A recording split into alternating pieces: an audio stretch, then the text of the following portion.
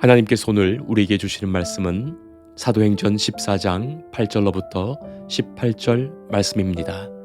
이 기록된 계시의 말씀을 봉독할 때 살아계신 하나님의 음성을 들으실 수 있기를 바랍니다. 루스드라에 발을 쓰지 못하는 한 사람이 앉아 있는데 나면서 걷지 못하게 되어 걸어본 적이 없는 자라.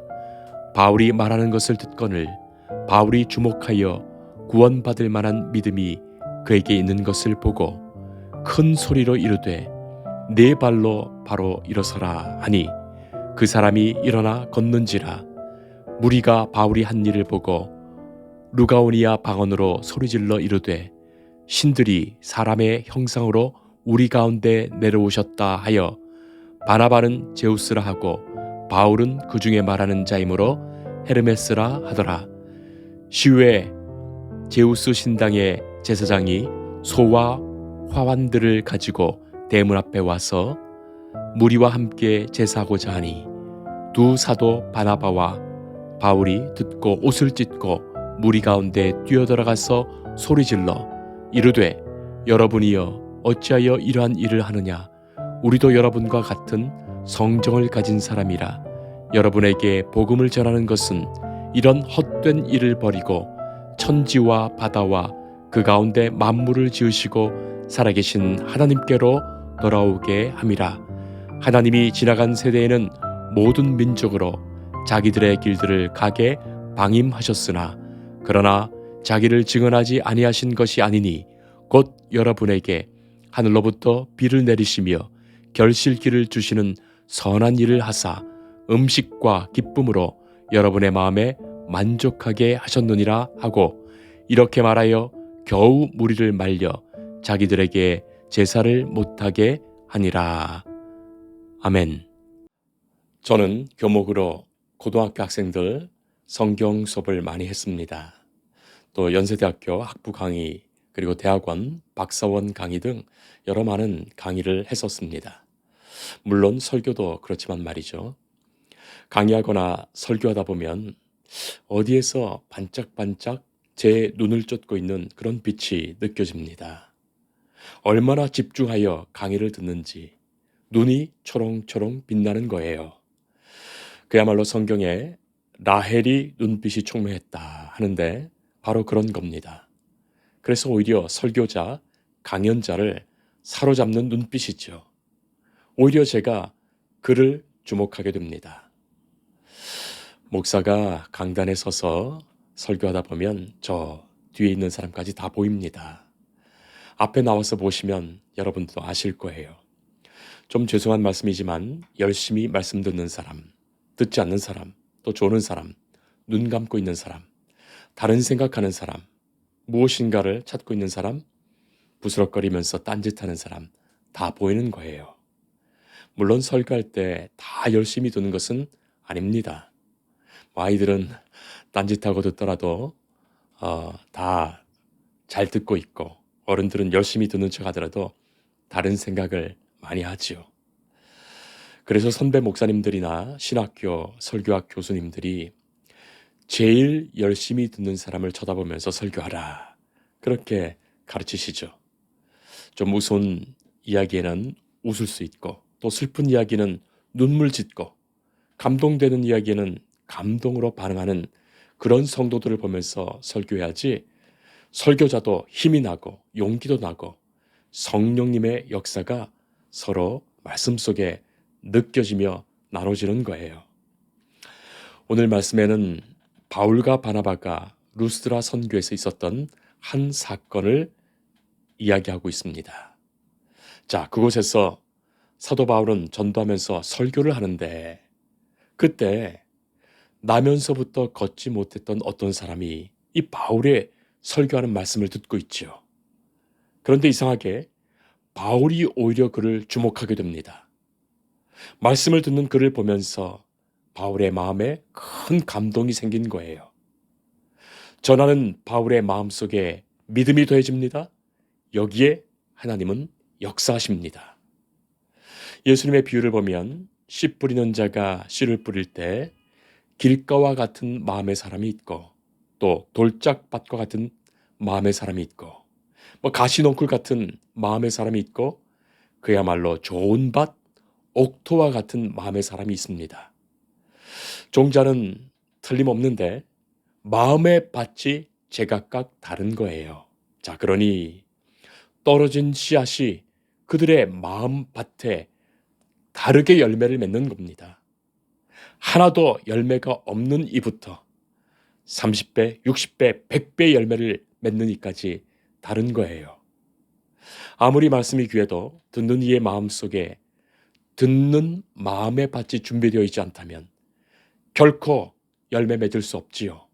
생명의 역사가 이루어지지 못합니다.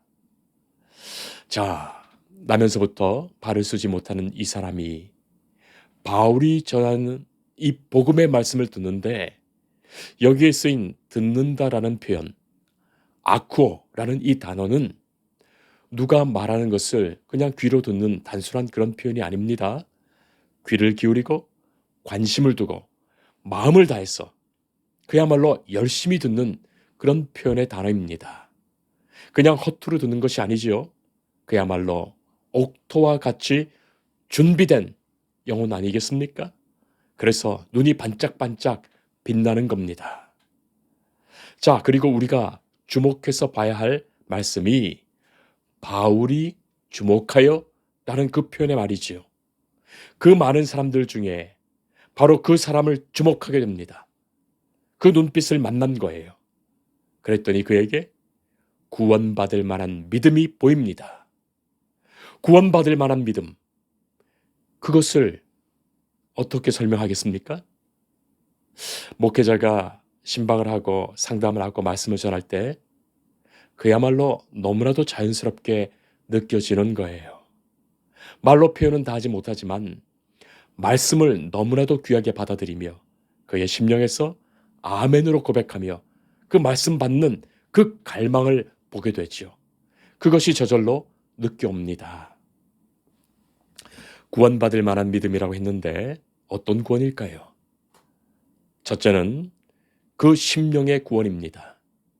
예수님을 믿어서 구원받는 것, 하나님께서 그를 자녀 삼으시는 것, 그가 예수님을 심령에 영접하여 하나님의 구원을 받는 그 자녀 되는 것, 하나님은 그에게 영생을, 하나님의 나라를 선물로 주십니다. 자, 그리고 또 다른 두 번째 구원, 또 다른 구원은 현재를 살아가는 삶의 구원입니다. 하나님이 친히 주시며 인도하시는 형통하게 하시는 구원이에요. 누군가에게는 필요에 따라 하나님은 병을 낫게도 하시고 육신의 강건함도 주시고 지위를 얻도록도 하시고 물질의 축복도 주시고 하나님이 그를 더 소중히 그것을 통하여 사용하게 하십니다. 그것이 현재 지금 삶에 주시는 구원의 은혜예요. 영혼이 잘됨 같이 범사에 잘되고 강건함을 얻는 그런 은혜를 주시는 거예요. 자, 바울은 큰 소리로 말합니다. 내 발로 바로 일어서라. 이 소리는 바울을 통하여 주시는 하나님의 음성이에요. 성령께서 바울로 말하게 하신 것입니다. 이런 말 한번 해볼까 한 것이 아닙니다. 구원받을 만한 믿음이 그래서 너무나 소중한 거예요. 하나님이 기뻐하시며 하나님이 그의 필요를 채우시며 역사하시지요. 지금 이 사람이 태어나면서부터 평생을 일어서지도 못했고 걷지도 못했는데 바울에게 자기 좀 일으켜 세워달라고 한번 걸어보자고 구한 것 아니었습니다. 그러나 하나님께서 그에게 가장 필요한 것을 주신 거예요. 예수님을 영접하는 그 구원의 역사를 확증하여 주시기 위해서 그것을 더하여 주신 겁니다. 자, 그래서 이 사람이 그야말로 아멘으로 일어섰습니다. 바울이 주시는 말씀을 그대로 믿고 영접했기에 아마도 자기도 모르게 벌떡 일어섰던 겁니다. 자기가 어디 한번 되나 안 되나 한번 해보자. 억지로 일어나려 했다면 결코 일어나지 못합니다. 복음의 말씀과 성령의 역사로 이루어진 구원의 사건이에요. 복음의 말씀이 곧 능력이 되었습니다. 사도 바울이 누구에게라도 말씀을 전했지요. 그러나 그가 어떻게 말씀을 받는지 그대로 구원이 임한 거예요. 구원은 하나님의 전적인 선물이지만, 믿음도 하나님이 주시는 선물이지만, 구원받을 만한 믿음이 보이는 것, 어떤 마음으로, 어떤 마음의 밭으로 말씀을 듣는지 하는 바로 그것입니다. 그래서 그것이 참으로 중요한 거예요. 그야말로 예수님의 표현대로 좋은 밭 아니겠습니까? 말씀에 복음의 씨가 떨어지면 그에게 30배, 60배, 100배의 열매가 그의 삶에 맺히는 것입니다. 자, 그런데 이렇게 귀한 마음에서 구원받을 만한 믿음에서 말씀 듣는 이가 있는가 하면 영 엉뚱한 다른 반응도 있었습니다. 지금 바울이 루스드라에서 말씀을 전한 이 장소는 유대인의 회당이 아니었습니다. 그래서 그곳에는 일반 시민들이 모여 있었고 또 말씀 들으며 이 장면을 보게 됐죠. 얼마나 놀라운 일입니까? 그들이 전해 듣는 복음의 말씀도 생전 처음 들어보는 말씀인데 그 말씀을 듣는 중에 이렇게 신비하고도 놀라운 기적이 일어났으니 말이죠. 군중들이 이 사건 앞에서 즉각적으로 반응합니다. 자, 그들이 보기에는 바울과 바나바는 하늘에서 내려온 신이었어요. 우상 숭배와 귀신을 섬기는 문화가 가득한 그리스 로마 문화에서 그들이 믿고 있는 그들 신 중에 최고의 신인 그리스 신화에 나오는 제우스와 헤르메스가 임하였다고 생각했던 거예요. 하늘의 최고의 신, 모든 날씨를 관장하는 신이 제우스입니다. 그리고 이 제우스의 아들이며 문학과 음악을 관장하고 또 웅변의 신이 헤르메스예요. 자, 바로 그 두 신이 지금 사람의 형상을 입고 임하였다고 생각했던 거예요. 하기야 바울이 전한 복음에서 예수 그리스도가 인간의 형상을 입고 이 땅에 오신 하나님이라고 전하지 않았겠습니까? 자, 그러니 그들은 자연스럽게 그들이 믿고 있는 최고의 신인 제우스가 사람의 형상을 입고 나타나서 자기의 아들인 헤르메스를 대동해서 지금 웅변의 대가인 헤르메스가 지금 웅변으로 지금 사람들에게 능력을 보이는 것쯤으로 생각했던 거예요. 그리고 이 그리스 신화에는 이 제우스와 헤르메스가 아무도 모르게 변장하고 지상에서 내려온 이야기가 있는데 사람들이 그들을 몰라서 아무도 영접하지 않았고 단지 빌레몬과 그의 아내인 바우기가 자기 집으로 모셔서 잘 영접한 이야기가 그 신화 이야기에 있습니다. 자, 그 이후에 제우스 신이 하늘로 올라가서 자기를 영접하지 않은 마을을 진멸했다고 하지요. 그리고 자기를 영접한 두 사람은 이 제우스 신당을 지키는 신전 수호자로 삼았다는 이야기입니다. 그 두 사람이 죽고 나서는 그 죽은 자리에 두 그루의 큰 나무가 자랐다는 그런 이야기의 신화가 있습니다. 성도 여러분, 그런 헛되고 망령된 신화가 얼마나 많은지요. 우리의 삶에도 말입니다. 우리나라에도 온갖 미신과 신화들이 있지요. 사람들은 우상을 섬기고 귀신을 섬기고 헛된 것을 숭배합니다.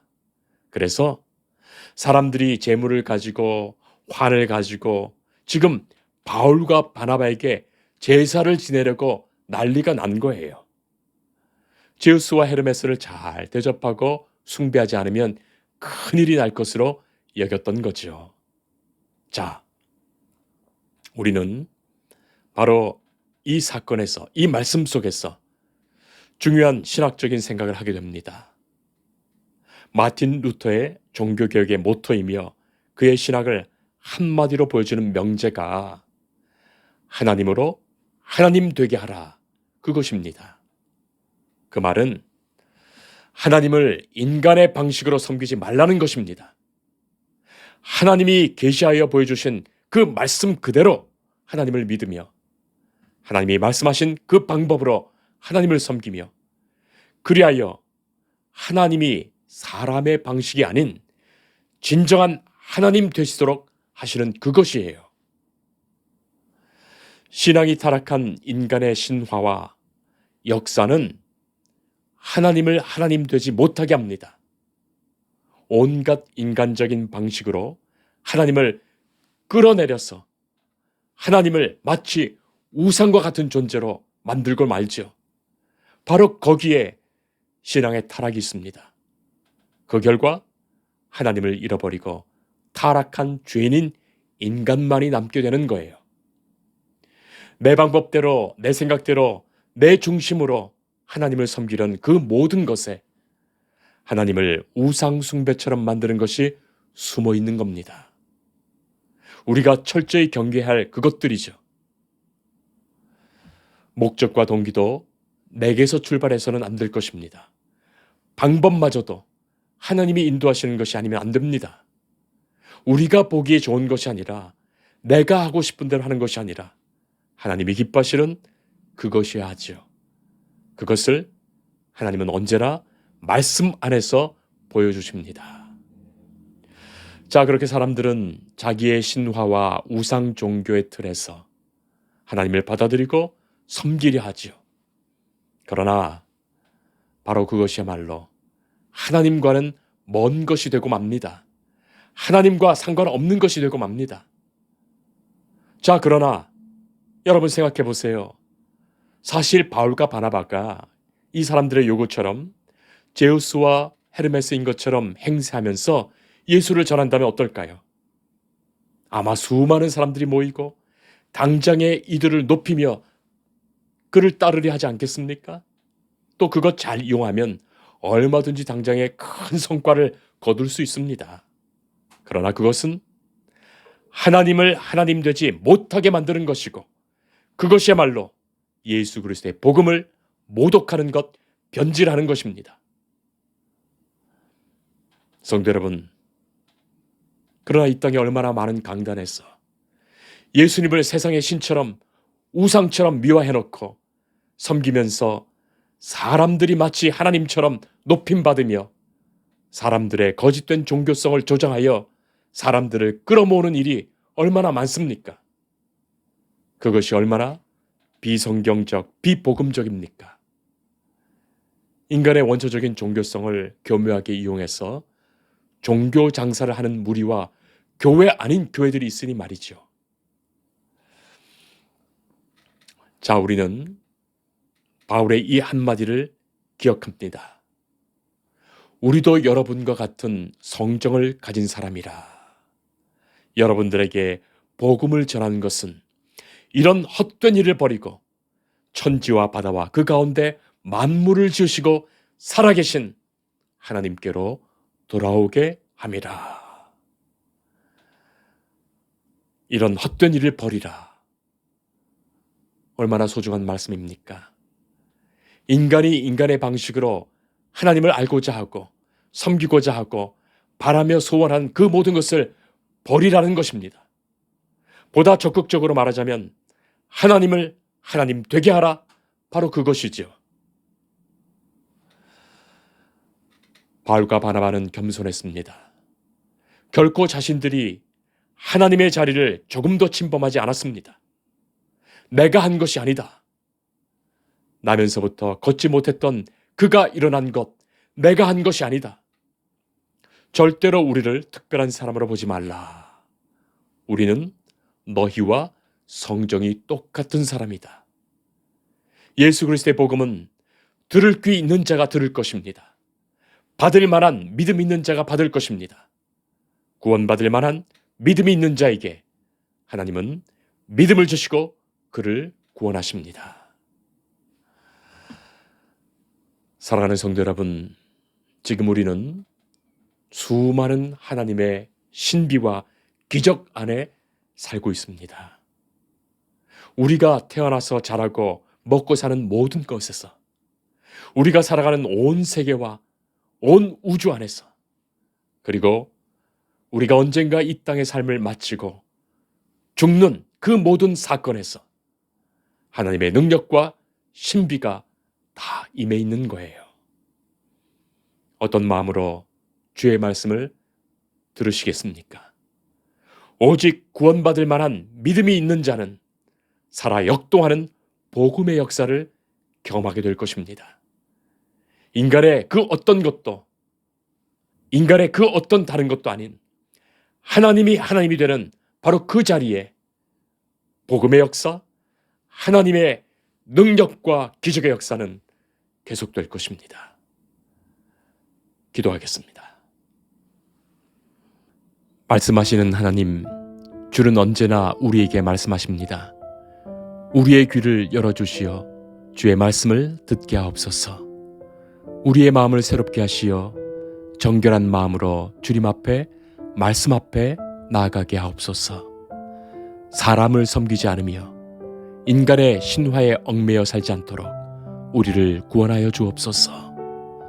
오직 구원받을 만한 믿음으로 주 앞에 나아가 주께서 주시는 은혜와 은총 속에 구원의 역사가 온전히 임하게 하옵소서. 하나님이 되시는 믿음의 삶으로 살게 하옵소서. 예수님 이름으로 기도합니다. 아멘.